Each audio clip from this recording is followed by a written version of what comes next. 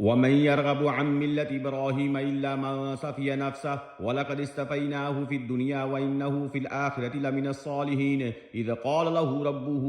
أسلم قال أسلمت لرب العالمين ووصى بها إبراهيم بنيه ويعقوب يا بني إن الله اصطفى لكم الدين فلا تموتن إلا وأنتم مسلمون أم كنتم شهداء إذ حضر يعقوب الموت إذ قال لبنيه ما تعبدون من بعدي قالوا نعبد إلهك وإله آبائك إبراهيم وإسماعيل وإسحاق إلها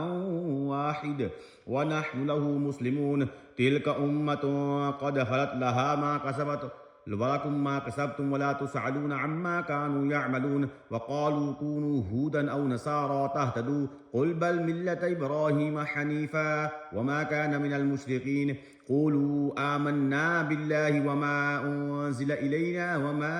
أنزل إلى إبراهيم وإسماعيل وإسحاق ويعقوب والأسباط وما أوتي موسى وعيسى وما أوتي النبيون من ربهم لا نفرق بين أحد منهم ونحن له مسلمون فإن آمنوا بمثل ما آمنتم به فقد اهتدوا وإن تولوا فإنما هم في شقاق فسيكفيكهم الله وهو السميع العليم صبغة الله ومن أحسن من الله صبغة ونحن له عابدون قل أتحاجوننا في الله وهو ربنا وربكم ولنا أعمالنا ولكم أعمالكم ونحن له مخلصون أم تقولون إن إبراهيم وإسماعيل وإسحاق ويعقوب